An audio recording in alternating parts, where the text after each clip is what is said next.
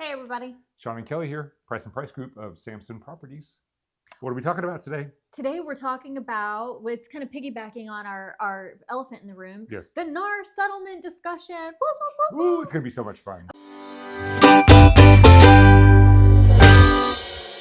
Okay, but I have something to say, of course. Yes. Just listen to us. Don't read the comment sections of 'Cause- like Facebook where everybody's spouting off and Because we're the and all of experts. that. We are the Yeah. experts and we know when to hold them. Yes, right. So, what are Or we going to Sean talk at about? least knows how to edit out what I haven't known how to hold in. Woo! So, what are we going to talk about?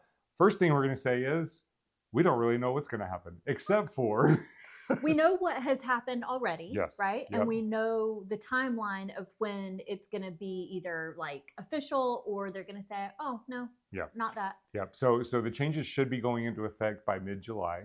Mhm. We don't know how this is going to play out logistically in the market. So we're going to talk about one part that we are certain about. Yes. And that part is the specific rule that all buyers must have a buyer-broker agreement with their agent before touring the first property. So gone are going to be the days of calling Zillow, hey, I want to see this property today at 1 o'clock, and an agent calls you and meets you at the property at 1 o'clock. Yeah. All agents are going to be required to have a buyer-broker agreement. So we're going to go into what the buyer-broker agreement is and what that actually means. And why it's a good thing. It is a right? good thing, And, yeah. Okay. Yeah, it's something that's been necessary. So, Yeah. Okay, should I start or should you start? You take it. Oh, yes. Okay. All right. So first thing to understand is in Virginia specifically, by default, all agents technically represent the seller. So what that means is when Even without the listing agreement. Even without the listing agreement. One agent or team Yeah. will represent the seller according to the listing agreement. Yes, but all agents represent the seller's interest in that if if there's information maybe that is not public that buyers may not be aware of, we cannot disclose that information to that buyer because that would damage the seller's position. And just there's all kinds of different situations. So any the seller, agent holding an open house for the listing agent for the seller is representing the seller, right? Just by default. Yep. So the implication here is the only way not to be representing the seller and the seller's interests is to have this buyer broker agreement signed. Yes. That means explain what that means. So which is interesting because we've as the history of real estate transactions have happened back in the 80s and early 90s, buyer broker agreements didn't exist.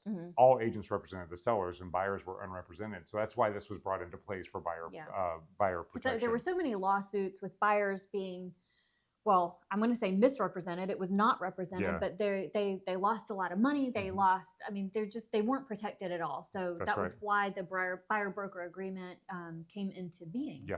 And so the major difference is going to be that agreement has to be in place before an agent can show a property to a buyer. Yeah. So that's actually kind of a good thing. And we're going to try to go into some of the details of how this can be good. Yeah. We're going to talk about how it can be good. And honestly, not honestly, to me, yeah. Yeah. Really, your seasoned, good quality agents, they require a buyer broker agreement anyway at some point, right? Yes. A lot of times we wouldn't ask for that right out of the gate because it can make people, to ask you to sign a contract like, hey, you're only going to work with me, from here on out, promise, swear, we're going to go steady, and then here's a promise ring, and we're going to get married and have lots of babies and live happily ever after, right?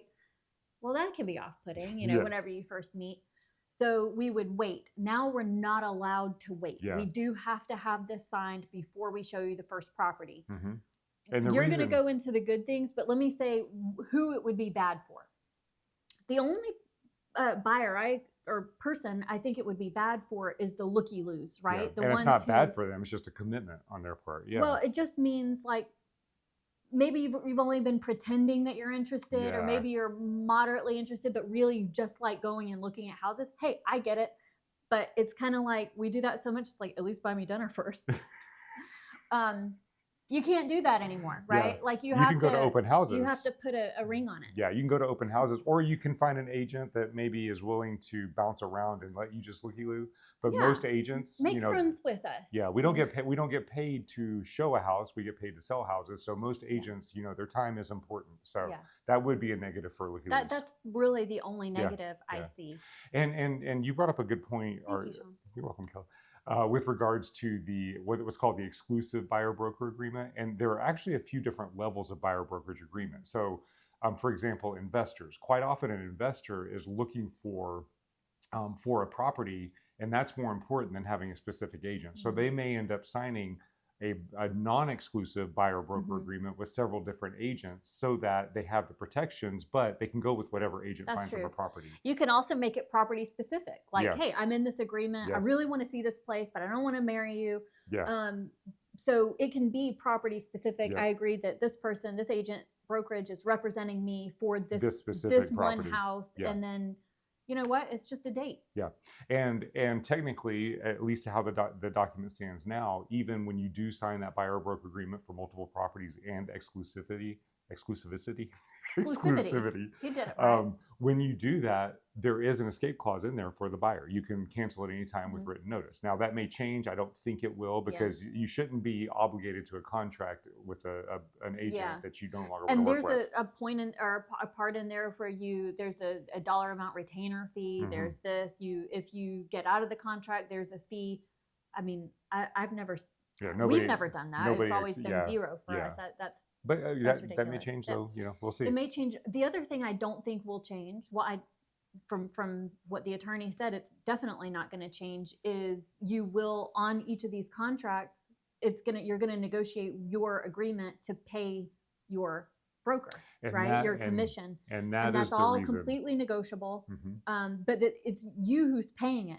Where it comes from, typically, it would be stipulated on the MLS on every listing, right? Currently, that the seller agreed in their listing agreement to pay up to whatever percent, let's say 6% commission on the sale of their property, of the 6% of the sales price and the sale of their property, and they would contribute fill-in. That was negotiable. Also, this is negotiable, fill-in. Hey, of that blank percent we would be paying the buyer's broker. At this point, it looks like they're not going to allow that to be said on the MLS at all. Like, you're not going to be allowed to say that. It can still exist. The seller can still have an agreement. It just cannot be posted on the multiple listing service. And it can, in any way, not in the docs, not in the secret agent to agent notes, not in the docs. It cannot be anywhere on the multiple listing service. But it can, however, be negotiated like everything else on the phone, agent to agent, So it's going to be very important. And that's the main reason I think that they're requiring that this document be signed first, so that buyers go into any arrangement knowing what the fee is going to be. Because if you hire us, for example, and let's say we negotiate and we agree to a 2.5% commission that you're going to pay us of the sales price, then when we're going and looking at properties, that 2.5% goes around with us, but we're going to be negotiating on your behalf to find out what's the seller offering, even though it's not on the multiple listing service. What are they offering? We're going to put that into the offer. It's going to be a part of getting that covered by the seller. So the coverage likely will not change, but it's going to be very clear to you that you can negotiate your fees up front, and whatever the seller doesn't cover, you will be responsible for. So that's the part of this. Everything is negotiable. All agent fees and commissions are negotiable by you, the buyer, you, the seller, and your agents. Now, that doesn't mean that good representation is going to be gotten for nothing. Well, that's a good point. It's not going to be gotten for nothing, because a good agent not only shows you property, but a good agent is making phone calls on your behalf when you're not together. They're trying to find you off-market properties. Good agents are not going to commit to doing this work for you if you are not committed to them and it's not an agreed upon price. Yeah. So agents are still going to be worth their value, but they're going to have to earn the money. So that's going to be. And I just want to say, I'm not a big Facebook user. If you guys look at our social media, you'll know we're not big social media people at all. But from what I understood from people who are, and the attorneys I was listening to, it was this big board discussion yesterday. It lasted a very long time, and they kept admonishing agents, stay off the message board, stay out of the comment section. You know, they're saying that some people are chicken littling, the sky is falling, and all of that. And the point was made several times. It's like, hey, if you can qualify a good agent by if they see this as good news. Yeah, right? because it's they're more interested, transparency, protecting their clients. Yes. Nothing for them will change outside of, hey, we've got to give you this broker agreement ahead of time. That's okay. I'll just give you the spiel and tell you why I'm amazing and worth it sooner rather than later. The ones who are really worried and up in arms, they're like, they're the ones that just go and open doors, and they don't know how to communicate value, or they may not offer value. So I like it. I think it's a good thing. There are a lot to work. I'm not happy with right now with the implications for VA buyers with how this is, but they're going to work that out. And we'll get into all that, like how this works and like the logistics as we know more. It's just right now that's getting too far ahead. But sorry. No, I'm sorry, Sean. You messed up, Cal. But the point of this from a buyer's perspective is, number one, you're going to establish the financial arrangements up front. But number two, and more importantly, you're going to establish that fiduciary responsibility. So this document is not just about commission. That's like the smallest part. It's how many pages is this document? It's like 5 or 6 pages. I think it's up to 9. Yeah, and the commission is one paragraph in that. But this establishes your protections. It establishes the liability protection. It establishes what broker is representing you, who has a fiduciary responsibility on your behalf, who's protecting your interests, what they have to do for you, what your responsibilities are. It's going to make the process a lot more efficient. You know more going into it, and you have that partner, right? Yes. And no agent is going to not let you out of a contract if they're a good agent. Why would anyone want to work with someone who doesn't want to work with them? And right? it's in the agreement. It's like right now the language is there. Again, that could change, but right now it's there. I think it's a very, very good thing. Agreed. So if you have any questions about the changes of what we know so far, reach out to us or put it in the comments, and we're happy to answer that. I know this is kind of a hot topic. Yeah, as far as it's not worth freaking out over. It's going to be great. Yeah, and as far as the industry is concerned, nothing is certainly changing up until July. Yeah. But even then, we don't think that much of the mechanical aspect of the logistics is going to change. I do think a lot of the brokers are going to go ahead and tell their agents, hey, you need to go ahead and get this first, just to kind of get everybody. I know we're doing it. We're implementing it. So Yep. That's right. Okay. Okay. I was going to say something.